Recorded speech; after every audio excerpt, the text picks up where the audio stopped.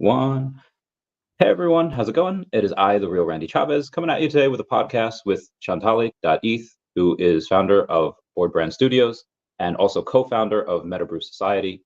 And if you go and take a look at her Twitter, which is Chantalle_eth, go follow her there. And if you go and you take a look down below where it says where she joined, you joined in May of 2015. You joined what was formerly known as Twitter and is now known as X. What was your mindset when you first joined Twitter, and how did that eventually lead you to Web3? Yeah, actually, when I joined Twitter, I think it was just for me like another social media platform and just to check out what's going on. I have to say, at the beginning, I didn't enjoy Twitter so much, but it was more like, since I'm in the Web3 bubble, Twitter for me personally is amazing. I have a very, very positive bubble, very inspiring, cool people, a lot of people I met in person on all of these conferences all over the world.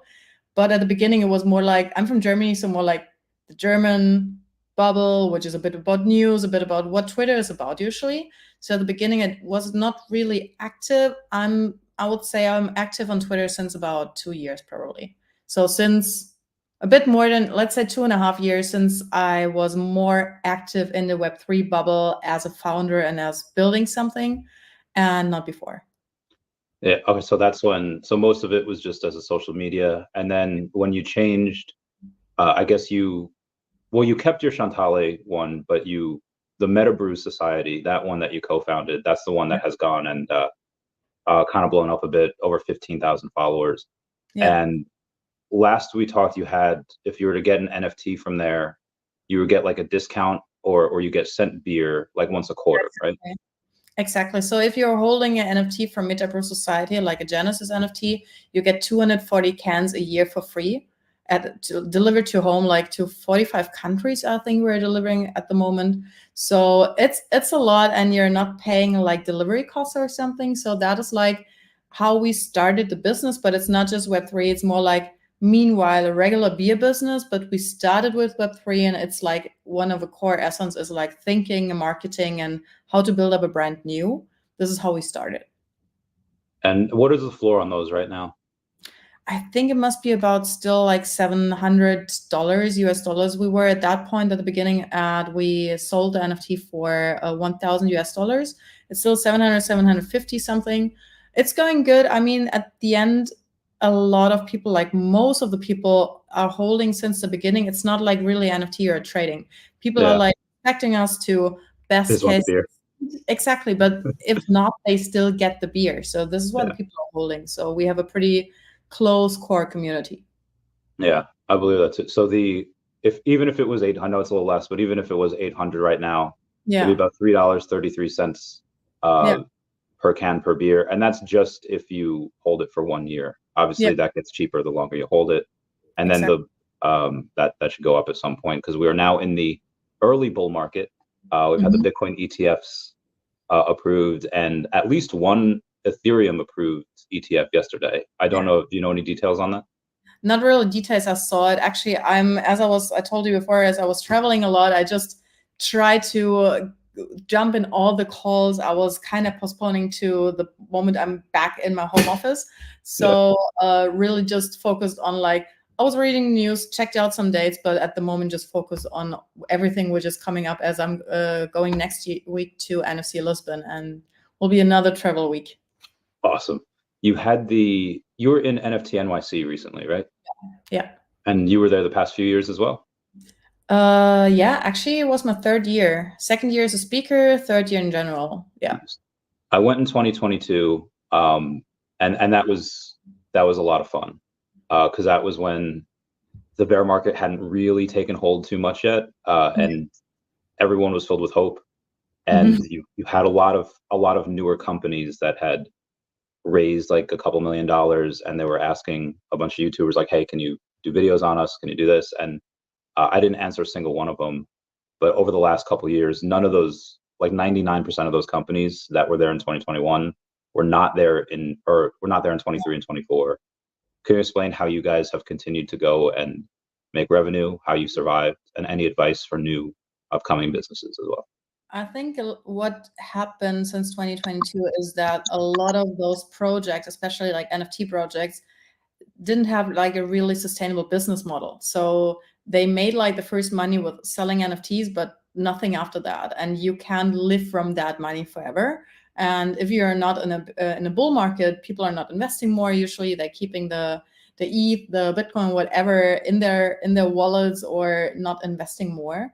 And what helped us, of course, is that we had an in real life product. So I think if you're thinking about an NFT and a community and a Web3 company, it should have at the end a in real life asset, or it is not just digital and not, maybe if you have like a very strong community, but like the PFP projects with like a community driven base, I think that won't survive if you start that right now, to be honest. Yeah. What do you think needs to happen? I mean, obviously you have the halving, the Bitcoin ETFs, Ethereum ETFs. What has to happen for the narrative to change for these types of projects to not only survive but thrive like you have, and even taking that next step to having like peak FOMO? Is it influencers? Is it someone that's outside of the community, someone that's like a celebrity happen to get it, or something else? I think at the end, bridging Web 2 and Web 3 is at the moment the way to go. And if it's about which kind of marketing angle you want to hit. Of course, having influencers and people who are like trustworthy out there are always helping that people have a look into it, believing into it, and not thinking like still NFTs are a scam or everything around Web 3. But like bridging really the worlds a bit and bring something, what I said before, like something in real life out there, what people actually have, doesn't matter what the market is doing, doesn't matter if it's like a bull or a bear market, is, I would say, the way to go, to be honest. You had I think 5%, I think according to the Digital Chamber of Commerce, there's about 5% of people in crypto right now, which is not a ton, and more will get exposed as the year goes on, as the ETFs take hold. If we go by trickle down theory, and it was obviously a little speculation, so it's not forward-leaning statements. Financial advice here. Yeah. Yeah, we're just kind of playing out these dominoes. Of course.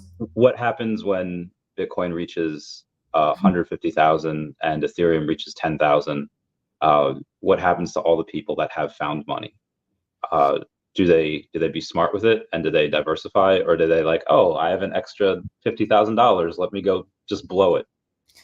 I mean, when you look into what happened during the last bull market, I think people always say, including me, like, oh, we learned from it, we will take like profits this time. I think some will do, and a lot of people will probably hold till markets go down a bit again. I don't know if people are, most of the time, if you gain money, you are sticking too long and not really see it as assets and start to diversify. Of course, we all know we should do, and people are learning from it, but especially people who are coming new to the space will do probably the same, because this is how people are acting usually. They see like, oh my God, it's going up to 150. It could go up to 250, to 300. It's worth so much. Like same like with Bored Apes when it was bull market. Like, yeah, I'm not selling for 800 grand because it could be like 1.5 million, and then it goes down to 40, and you're like, fuck. Could have been so smart, but this is like people are usually acting. But I think what would of course happen is that more people will again look into crypto, because if you go like 200-300% with something, it's back in the media, in the mass media. So it will help the whole space, of course. Did you see that? I don't know where it was. I think it was in the US, but there was a Bored Ape Yacht Club, just a meetup, and it was, and I assume it was fun to be there. And we'll get more on that in a second, but it was like in a parking lot of like a weed store, and it was like they did a compare and contrast of like the parties that happened like 2 years ago, and then like the meetup that's happening now. If you're someone that's been at those parties, like the big fun ones, how do you get new people excited about it? Actually, just bring new people to those kind of events or parties or gatherings. What I usually experience, what was the same with me at the beginning, you really feel how passionate the people are. and how open the people are with their arms to, if you enter the room and you're like, oh, I'm interested in that. And people are like, oh my God, it's so good. I need to tell you everything. And people are just so excited that somehow like it's a little spark, and then it's like fire everywhere and people are just happy. So I think the easiest way to bring new people somehow into the space is to bring them to a moment where people are excited. And this is usually what always happens when it comes to events. That's so good about NFT NYC. Doesn't matter if the conference is good or bad. All the side events are usually a spot to bring new people to. That's why I really enjoy to have the +1, for example, to bring someone new maybe, and they actually feel what's so special about a real community and people who are into crypto, for example. And especially people in crypto, I think there are so many different kind of backgrounds, from age to where they grew up to what they learned, what they're living, where they're living, how they are living. I don't know. I never met probably such a diversified group of people than in crypto. And this makes it so interesting to talk to people. And you see, I'm very excited. And that's usually what's happening when I bring people, new people into an event, a conference, into the space. I agree. I think the only other group of people that I've had that were similar of completely different backgrounds was maybe like the military, where you have like a cowboy, you have someone from like the backwoods, you have like former gang members, you have like just this whole big group of people. You've been all over the world. You're a very well-traveled woman. What's been the most fun country you've been to? And I guess further into that, the most fun party or get together. As you said, I was traveling a lot, especially I was always traveling like the whole last years, but like work-wise, I would say really intense since Web3, because I hit at a lot of conferences. And the first which came to my mind was actually really Ape Fest last year with Hong Kong. It was so crazy. It was like totally different kind of world. Of course, Hong Kong is so different to Europe. Meeting all the people from all around the world. You actually saw them also walking around in the city, because one was wearing like a hat, one a BYC shirt, I don't know, or a Web3 shirt, whatever it was. You always were like, oh my God, these are my people. And the event was great. The side events were great. Met so many really, really amazing people, made some new friends. So I would definitely say Hong Kong. That was the first which popped up to my mind. Besides that, I always love New York. Like, I love this place. Really, this is like my favorite place so far in the world. But like when it comes to something new, I think it was Hong Kong. Nice. My friend Dennis went there a few years ago. I think. Do you know Wendy Sabalas? When Supergirl? When Lopez? I feel like you. Maybe not. When was what? What is her name? Is like When Supergirl on Twitter, or when? Maybe, yeah. She was just there. Like the PFP or something. I usually know. Yeah. My friend Dennis was there a few years ago, and they took a former. It wasn't him. It was like the company. They took like a former nuclear bunker that they had built, and they had turned it into like a speakeasy. And you take this elevator down, and he said it was like the craziest party like ever. That sounds so cool. Yeah, totally. I think especially the Web3 parties are so crazy, because you're in the most different kind of places, from a rooftop to a bunker to like a bar. I don't know. I've been to so many different kind of places in the side events. Always very, very excited, because you never know where you ended up, to be honest. We should get you to, well, what are your travel plans the next couple months? Obviously, you're based out of Germany, right? I'm based in Germany. Yeah, I'm traveling a lot, but based in Germany. Next week, NFC Lisbon. After that, it's like Web3 Fest in Switzerland, which is a week. Definitely Ape Fest in Lisbon. I got my tickets. Maybe Token 2049 in Singapore. Not 100% confirmed yet, but maybe. These are like my travel plans so far, but okay. I'm always happy when something else is popping up, and then I just check my calendar if it makes sense. We should get you to a VV Gold Logo Silver party. Yeah. The next one's going to be pretty soon. That's going to be in July in San Diego, but a few months after that is going to be in New York City in October. Oh, and that's you can come as my guest. You need a gold logo to get in, but you don't need to spend $4,000. I have 2 of them, so you could be my guest for that. Thanks for the invite. Really, I will definitely check my calendar. I mean, I always love new reasons to go to New York, and of course, when it's about Web3 events, definitely. I've never been to San Diego, so I'm always happy about reasons to travel. Let's say that. That's why I love the Web3 space, and combining it. One thing is with MetaBrew, second thing with Board Brand Studio, like my branding business, where we're also doing content creation, which we work together with Sandbox and Animoca for some media coverage. There are even more reasons now to travel, which I enjoy. Cool. Maybe we could do a collab between the VV Gold Logo Group and MetaBrew Society, where if you have a gold logo, you can get, and I'll pay for it. You get put in a raffle for like the MetaBrew beer, and maybe like 10 people, like 5 or 10 people get it or whatever. And then hopefully they can try to get one. Let me know the details on that, and I'll go in. Cool. Yeah. We will go after. Yeah, I like that. Cool. Cool. I'll get that bread. So you've never been to San Diego. Have you been to a Comic-Con? No, I was just thinking because there is one like in kind of my hometown in Mannheim sometimes, but no, not yet. So still a lot of things to experience. Yeah, they're pretty wild. The cons in general are a whirlwind of stuff. You have people dressing up. You have a bunch of panels going on. So there are like celebrities that'll like walk in the crowds, but they'll have like masks on, so like nobody knows who they are. And the after parties, I feel like ours are really good, but some are relatively chill compared to some of the after parties that like the cosplayers throw on.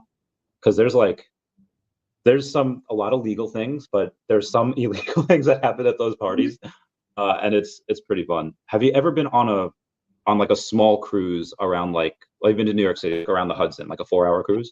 Yeah. Oh, awesome. Yeah.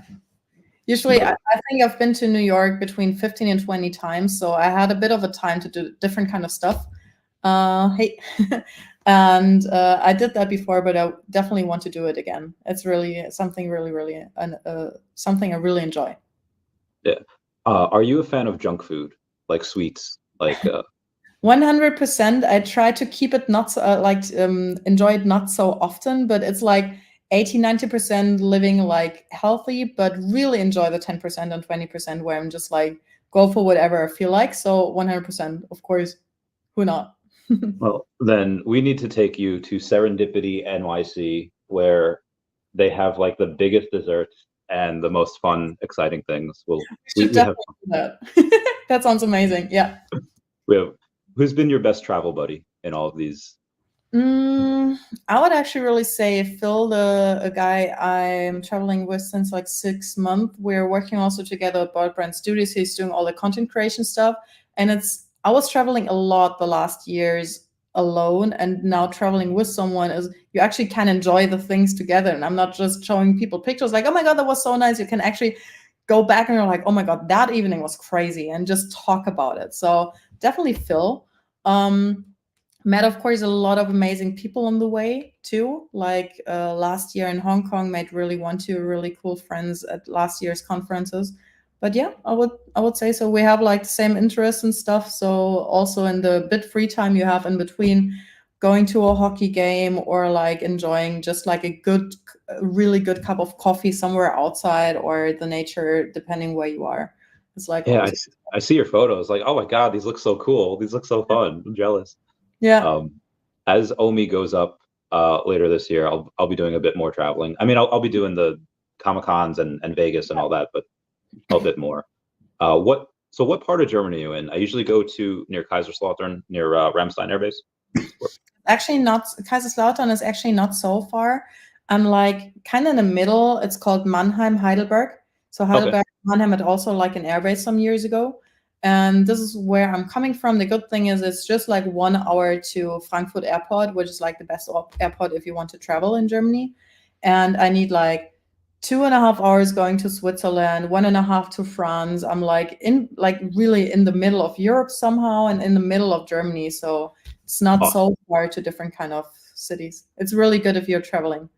Actually, that's one of the reasons why I'm still here as a home base right now in Germany, because I really enjoy Berlin. I really enjoy some other cities, but for traveling in this area and also like quality-wise, living is here really, really good. I will let you know next time I'm in Germany. Oh, That will please be do. fun. Seriously, especially because Kaiserslautern and Ramstein is not so far. So let's definitely do that. Things get pretty wild. You have obviously meeting so many amazing people.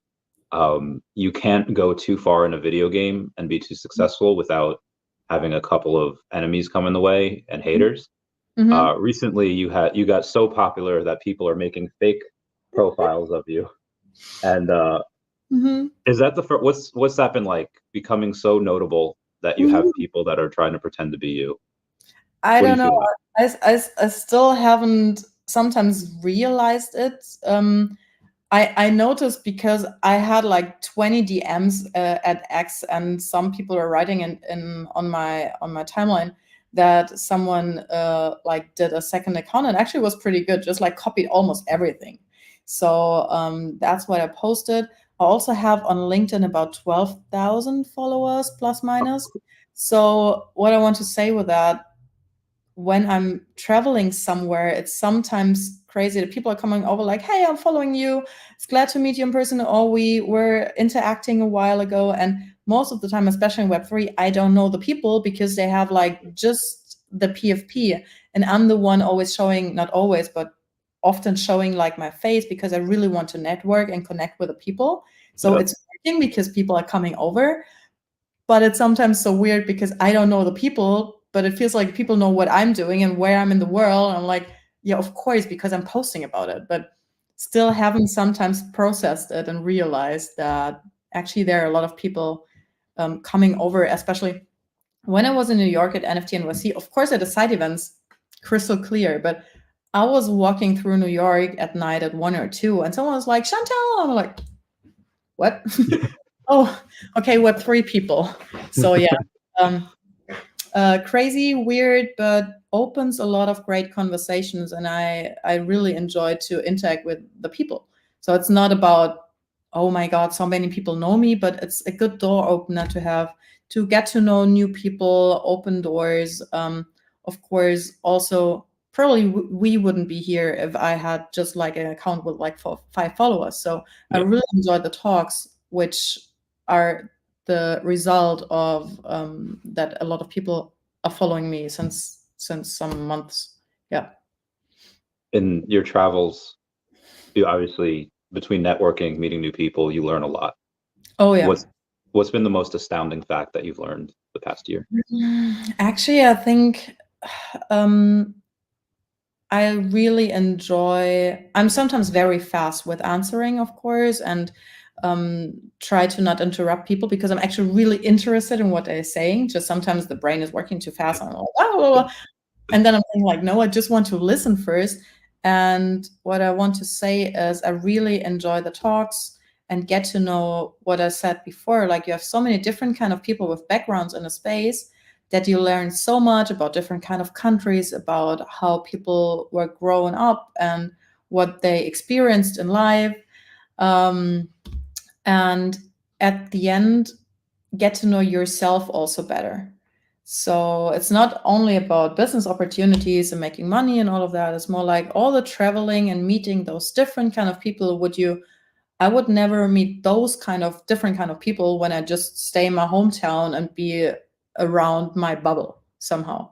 So get to know different kind of cultures, people, backgrounds, and of course get to know myself better because of that, because I'm reflecting and think about what's really important to me. And because actually, I don't know what you experience, but I have pretty deep conversations with people I barely met before or like never met before. Probably most of the time deeper conversations than with the people I know since 10 years, because you're opening up way faster somehow if you don't know those people. I don't know why, but this is how usually people interact. I think something that probably wouldn't register on a lot of people's radar, but it did for me because of what happened in 2022. There was you remember when the Bat Cowls came out? Yeah. They had they turned an escape room into like a Bat Cowl room thing, and there was still kind of an escape room. And I went there, and I got maybe halfway through like the rooms, and then everyone was all like, "Oh my God, Randy!" And then like I couldn't get through the escape room. Everyone was like talking, taking pics, and um, it was just like that. Like you were saying, like just because I guess people, where they don't have a filter, is like, okay, it's my one shot. Let me ask like Yeah. anything, and it's like, okay, and anyone can ask me anything. So whenever Yeah. they do, I'll give like my honest answer, and that just leads to more conversation. So yeah, I understand people I didn't know. I was like telling them my deepest fears. Yeah, I mean, at the end, you know why? Because when, like, or I know why, the closer you're to people, depending what kind of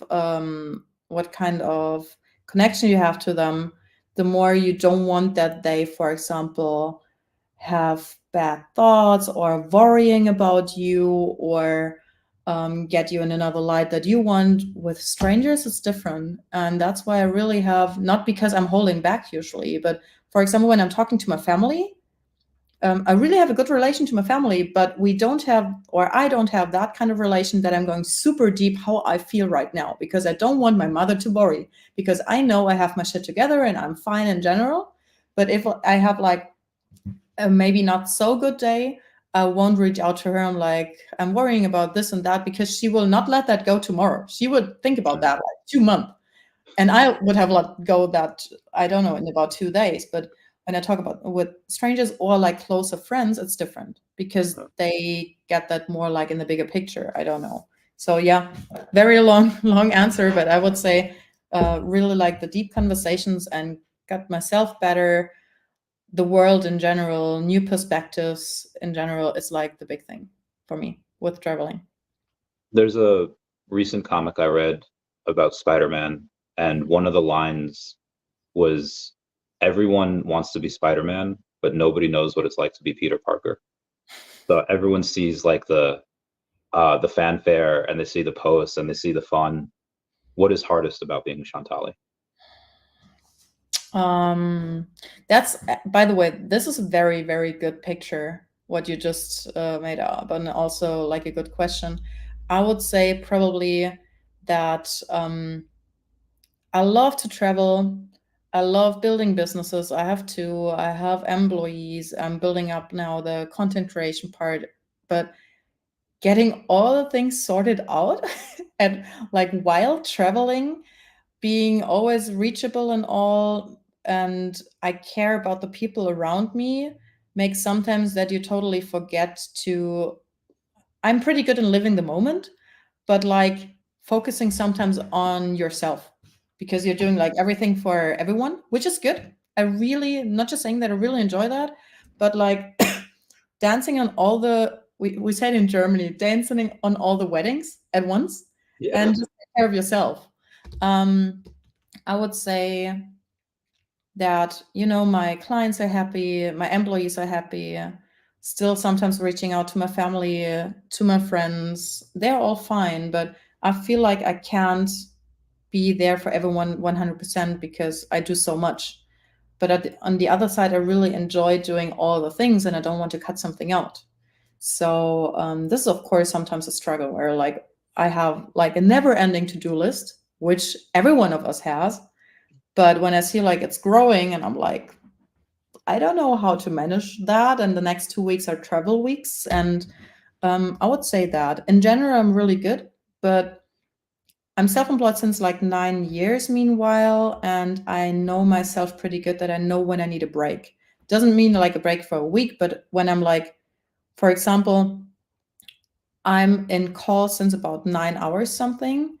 I have a lot of things still to do, but probably will do it tomorrow after our nice chat. I will probably go to the sofa with my laptop, just do some small stuff, having like some conversations, like business conversations, like writing, not talking anymore, and just keep it low for the Friday evening instead of hitting all the tasks. Because I know if I do, I will probably be super tired tomorrow and be not able to really do efficient work. So know my limits pretty good and try to keep it low when I need to. But like, yeah. Or maybe another point, if probably a lot of the people listening can understand, especially the one who are self-employed or in higher positions. If you have private mental challenges, that can be something normal, like a friend is not feeling good, you have something going on in the family, someone is sick, whatever. Really being efficient at work is hard because your mind is somewhere else. And especially when you have, not in a negative way, but the pressure that the business is going and you hit all the tasks and something is happening in private life, that is probably for me the biggest challenge always. I think a lot can feel the same. I know what's up, but this is probably like always my biggest challenge. If something in private life is not sorted out, it's hard to focus. I still do the things I need to do, but this takes so much energy. Yeah. I understand 100%. Everyone wants a piece of you, and there's only so much you to give, and then you have your own stuff. Yeah. A lot of times when I really like talking to animals, because you get to go and you see their they listen, they don't really know what's going on, but they're supportive anyway. Tell us about Fido. Tell us about the pupper. He's the best. I just hear him downstairs walking around and probably waiting for me on the sofa. He's now 13 years old. I got him when he was 3. He's like a animal rescue dog from Malta, like an island in Europe. And I have him now for 10 years, and he was probably one of the best decisions I ever made. So, or probably the best one. After that comes probably being self-employed. But yeah, Fido is like just a very, very good soul. I notice, of course, that he's getting older now and being a bit slower. So going on big walks is not his thing anymore. Yeah. But as you can see, I have a garden at home, so he enjoys to go out. And if I open the door, he can go out, and he's not running away or something. He just walking around a bit, laying in the sun. But yeah, he's just a good boy, to be honest. He's a good boy. When I'm traveling, my ex-boyfriend is taking care of him. This is good because then I would not travel so much. Yeah. If no one from my family he feels home at, or meanwhile, like my ex is taking care of him, as they were living together for like more than 5 years. It's like the same for the dog if I'm here or him. So I'm totally fine with leaving and being on the road. Of course, miss him, but it's fine. But being at home and he's not here, this is like the worst. I hate being at home and my dog is not here. That feels always so bad. Yeah, I understand. Out of all the other places you've gone, I know there could be very populated areas, but maybe in the less populated areas, have you seen any wildlife? Have you seen any like run-ins with like bears? I was in South Africa like 3-4 years ago and did like those kind of game drives. That was like amazing. If you see like white animals like an elephant in real nature, not like in a big, I don't know, cage or something. So really like in nature, and just the cow was standing there and we were just watching them for like an hour or 1.5. That was really magical. If you just see them behave like they usually behave, not being on like normal street ground or something, that was like probably the one really interesting thing. Or when I was in Bali, I think like 4 years ago or something, seeing like monkeys just jumping around in the jungle was great. Or the third thing, I think it was the first travel during end of COVID, which I was able to travel again, was like to, don't know the English word, Maldives I was. Okay. And I was there like snorkeling with the big rays, like the really big one, the mantas. When they were like below you, like 3.5 meters, 3 meters wide, that was also very, very, but as I really enjoy cities, but also nature. Like I love both. So I'm even thinking about if I should go this year, because I'm traveling a lot, but barely do vacations, more like traveling work-wise and maybe additional day and just enjoy the city. I'm thinking about where I should travel to, thinking about Japan, thinking about actually Hawaii or something. But when it comes to that, more like Of course, if it was Japan, Tokyo, of course also, but also like countryside, like seeing nature, seeing like more the culture there, more like the bit less stressful life, or when it comes to Hawaii or other places, really the nature part. I'm not sure where I want to go, but feels like it's the right year to actually do like a vacation. Yeah. That's why I do like Europe, because like they're a little bit more relaxed than like New York. They're a little bit more, Yeah. they're more when you go to, and I guess this could be unwinding or this could be blowing off steam, whichever you prefer. What is your drug of choice? Is it caffeine and espressos? Is it alcohol? Is it something a little more hard? Actually, I really enjoy coffee a lot, but like not like 5 coffees a day, more like usually 1 to 2, like a good flat white. I really enjoy having a really nice coffee machine myself at home. When I travel to cities or to places, the first thing I'm usually checking, what's the best coffee place in town? Like, where do I get the best flat white, and just try to enjoy that a bit. Besides that, I really enjoy like a good gin and tonic, or like a sparkling wine or wine, depending where I am, what kind of vibe it is. So not drinking like daily alcohol, but I really enjoy a good glass. Especially when it's in summer and you're outside at a rooftop or something. So it's both. It's definitely coffee, 100%.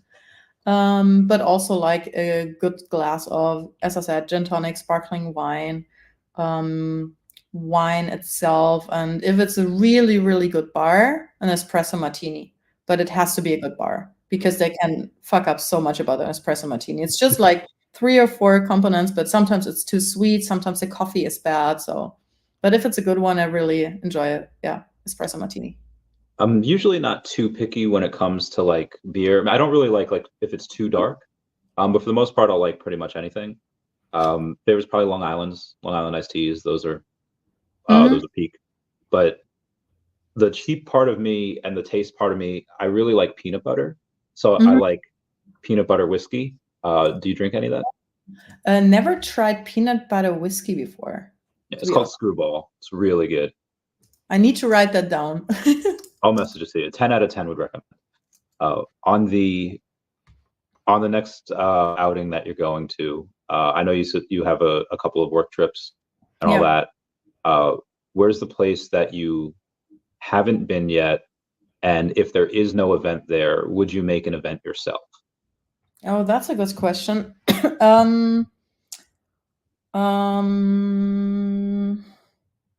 I would love to make an event myself, especially because Phil, who's traveling with me, he is also a former DJ, and we're talking about that because I've been to so many side events. It would be great to host our own, because I meanwhile feel like I know what is cool and what not, and he could be the DJ and such. But the city, actually, I don't know, to be honest. So I know a lot of places I want to go, like just travel there, but if it comes to an event, probably just like when we're going somewhere and I feel like now it's the right time because I have some time to organize one, that would be cool. Yeah. What needs to go up? Like, what's the, and you don't have to answer like percentage or how much you have, maybe percentage wise. What is one coin or one token this bull cycle that you're really hoping goes crazy? Is it just like Ethereum and Bitcoin? Is it a little bit more not in the top 100? Let me know. Actually, I'm to be honest, I didn't have the time or the focus to really go deeper into the altcoins, because just like, as I said, running around in the world, building 2 businesses, I just don't have time for that right now. Not my focus, but I would personally enjoy Ethereum, to be honest, because I think that brings also a lot of people into the space. Because if it comes to altcoins, I hope for everyone who's around me to make shit tons of money. But like Ethereum or Bitcoin makes the people look into Web3 a bit more. That's true. Yeah, everything's built on ETH. Well, I guess not everything, but you have like meme coins on Solana. I don't really do meme coins, but people make crazy money on them. But yeah, once ETH goes up, all the things on ETH go up. Once Base goes up, same thing with Solana and all that. Absolutely. Yeah. So outside of the ones that you have founded, what would be like your favorite Web3 project? I like some. So when it's really like a Web3 project, and not like a good friend of mine, like my bestie, is she founded like Stoned Ape Brew. I don't know if you know them. They're on Solana already. Like, I think it was I feel like I've heard of them. Yeah. summer 2021 were at the beginning like one of the biggest projects on Solana, and like the biggest cannabis project in general in the space. And they also bridge like Web2 and Web3 pretty good, especially now as cannabis is legalized in more and more states and more countries. So really hoping for them to succeed big time. But they're on the market since like 3 years. They're always bringing new things, doing a lot of gamification, very, very deep into details and such. So yeah, no, that I really enjoy them, because I mean, I'm a bit biased because she's my friend, but they're really doing a great job. Doesn't matter what the market did, they survived, they build up their business case, and yeah. And of course, I mean, I'm like a MAYC holder and still have my Moonbird. So Oh, cool. I enjoy the community a lot. Doesn't matter what happened before, and meanwhile enjoy really the BOYC community a lot, since I'm deeper into that. I got it after Ape Fest 2023 in Hong Kong, but we're already somehow part of the community even before. And especially the support when you're building, and the community, like the builders community within the community, is very, very strong. So really enjoy that. One thing I'm hoping that they were Web2 for a long time. If you remember Neopets from like 25 years ago, Oh yeah. so they were at NFT NYC, I think like 2 years ago, and they had this game that they were doing, and they had these NFTs that I don't know if they ever got off the ground, but that's something that was just so ancient and so nostalgic. I was really hoping they could come back and be successful. Maybe they're just building now. I don't know if they gave up. Yeah. But that'd be fun. Yeah. I see like, or I saw, you had like Nickelodeon, you had like Rugrats, and you had like Riptar and Hey Arnold come into Web3 via Recur, and then Recur obviously didn't take care of the IP. I mean, I hope Vivi gets those licenses, but I just can't wait for that type of stuff. Like, did you ever play those video games like Rugrats in Paris or? No, I didn't play the video games, but I was watching it when I was a kid, like on Nickelodeon. Even if I was in Germany, they streamed it in Germany, so I was watching it, and I really enjoyed it. When you just said that, I was like going back to my childhood. So that was great. Yeah. So obviously a kid in the 90s, did you get into Pokemon as much? Yeah, also when I was a kid. I mean, I'm 1989, so I made the whole journey kind of. Yeah. I was never so deep into gaming, I have to say. I mean, I always had a PlayStation, and at the beginning, like a Sega and all of that. But I did like athletics, sports till I was like 16. After that, I was watching a lot of hockey, so went to hockey games just as a fan. And after that, started with being in media, means like worked like 24/7 somehow. So never had really the spot where I started with you a were game. a jock. Yes. You were like you're out there getting that bread. Oh, good for you. Somehow. I took a little bit more of a nerd route, and I got the Pokeball tattoo, the Donkey Kong, all the video games. That's so cool. Really, yeah. I think partner statue goes back to 50K, maybe plus. We'll see. So I do want to talk to you a bit about the VV Gold logo and Metabrew collab, which we'll do off camera. But anything you want to go and talk about before we do that? Actually, nothing specific. Nothing you want to plug? Well, I'm not like oh my god, I'm now live and I'm doing like some promotions about something. I really enjoy what's coming up this year again. I really enjoy that. Meanwhile, I made so many contacts in the space the last 1.5 years. Was good for Metabrew. For my branding business, like the design business, was not so much going on because most of the people already had a design or didn't really need it. But now, as we have the content creation part in-house, it's so cool to go to all of the events and just cover it, so we can post or like do reels and all of that content, like Sandbox, what I said, or Animoca, or the conferences can share and show the people what they're actually doing. So I really enjoy using my network meanwhile to actually show the world a bit what we're doing in Web3. So this is something I really enjoy. Maybe that to share, just because I really enjoyed myself. Cool. And one last question from the audience. Dan says, what is your most favorable catalyst for a project? I guess catalyst would mean like whether it's utility, whether it's a sponsor or something like that. I think there are 2 or 3 parts which makes a project really able to succeed. One thing is like a really good utility, what people actually want to have, no matter what the market is saying, and like a strong founding team. And that's the same with every business case. And of course, meanwhile, especially since the bear market, like a founding team which is more transparent to the outside and show like the whole process. What people enjoy like in Web2 is the same. Like give the people all the background stories, tell them, not just show them like the end result, show them like the journey, because then they like get it even more or better what like maybe the flaws are, why something is not working.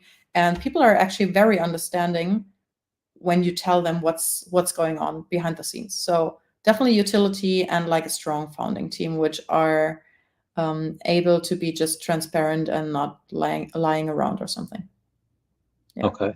Thank you so much for this. This is great. I know you just said you had 9 hours worth of calls, so I appreciate this. And then, yeah, let's talk about that real quick. Let me just end this stream. Thank you so much.